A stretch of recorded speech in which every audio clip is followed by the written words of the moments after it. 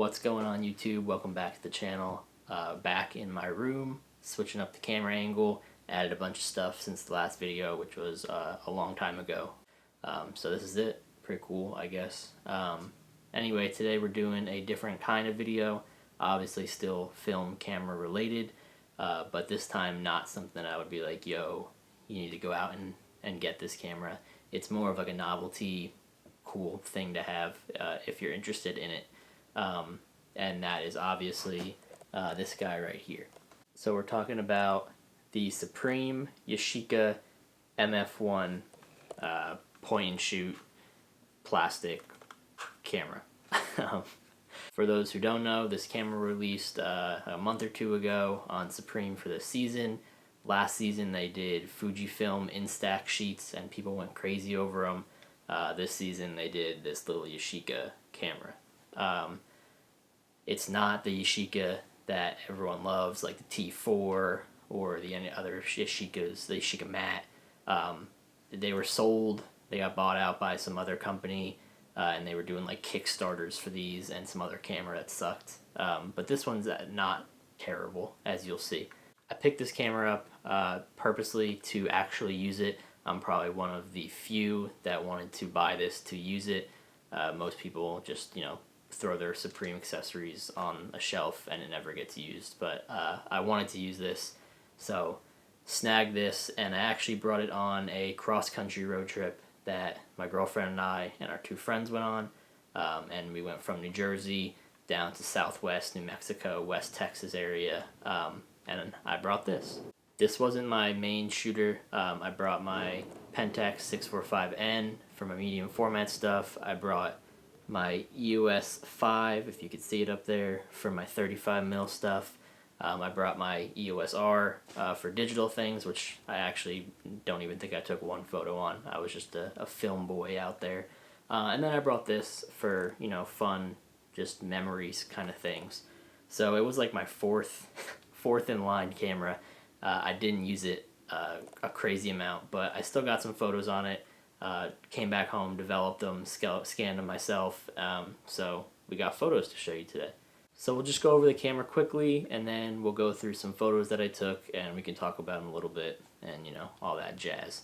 There is a roll of film in the back. I don't know why, we were like on our way home, stopped in Nashville, and I was like, yo, let me throw a roll of 36 exposures in here, like I'm gonna shoot all 36 before we get home. I don't know what I was thinking. But yeah, there's film in here, so I can't open up the back, but we can go through some other stuff, and let's get to it. So as you can see, you have an all-plastic camera. Everything is plastic, plastic lens, plastic everything. Plastic flash, plastic viewfinder. The whole thing is complete plastic, super lightweight. It's actually like the same size, let me see. It's pretty much the same size as my XA2. I mean, it's really not that different in size. So yeah, you can throw it in your pocket, and that's pretty cool. The features of this camera is nothing. No, I'm just playing.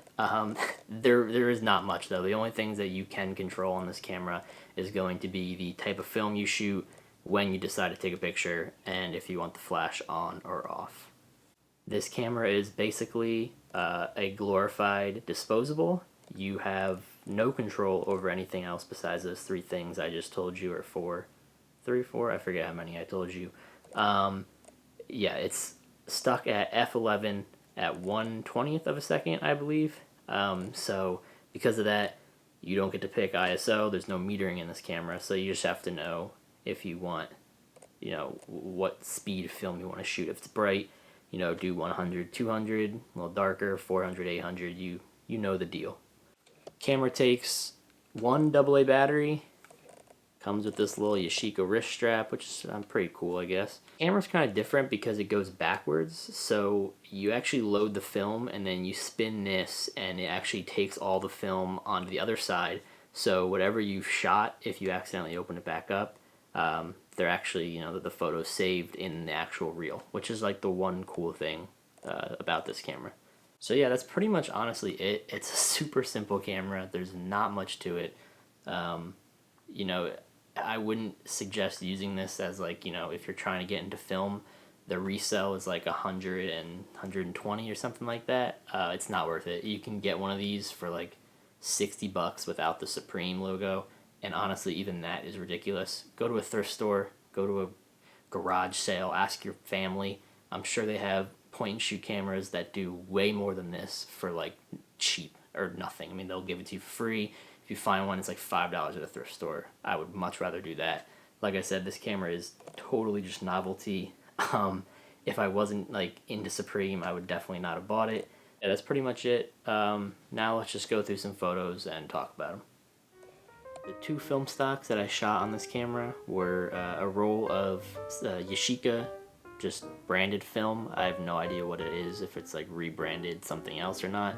But it was a Yashica roll that was preloaded in the camera, and then I shot some Kodak Gold after that was done. And as you can see, the photos, I mean, they're not terrible, but they're also, you know, not perfect. It's definitely a camera if you're getting out of disposable cameras, but you still like the disposable look, or you still like the ease of disposable cameras.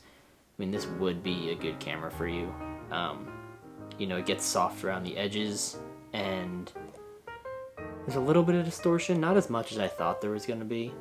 So that's a good thing. I mean, for a plastic lens, what are you really expecting?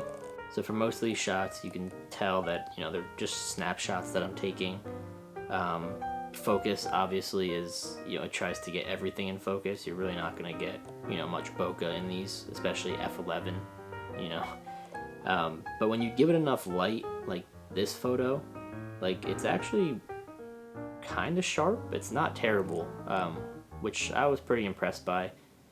Also, the flash, I mean, everyone loves these flash looked. All these, you know, rappers and famous people are doing that kind of vibe now, and it definitely gives you that.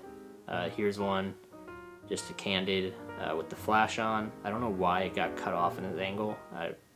The other ones were fine. Here's another one. This is me sleeping. So the flash definitely gives a cool like look to it, and I love point and shoot shots with the flash on. This one I actually like a lot, just like the colors and the light hitting the building. Again, you know, when you give it a good amount of light, the camera shows up. It does what it's supposed to do. Again, here, for some reason he's not in focus, but everything behind him is. I'm pretty sure I was far enough away for him to be in focus, but I just think this photo is so funny. He's really chowing down here. Some more inside, you know, flash shots of us playing some games in the RV.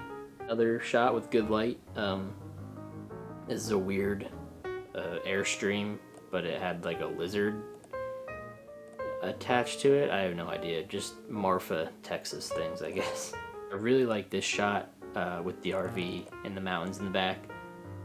Again, I know I keep saying it, but if you give the camera light, you know, you will get good images that you will be happy with. And then here is just a selfie inside Blake's. I didn't want to use the flash because obviously we were in a mirror, so you wouldn't have been able to see us.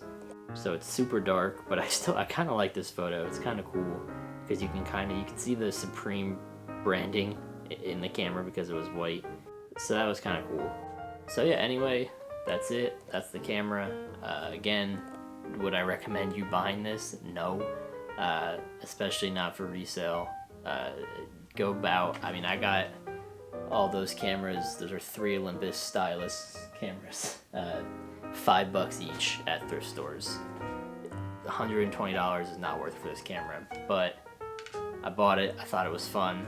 I'll probably keep on using it in the future just for some random stuff, and then I'll, you know, post it up on my wall.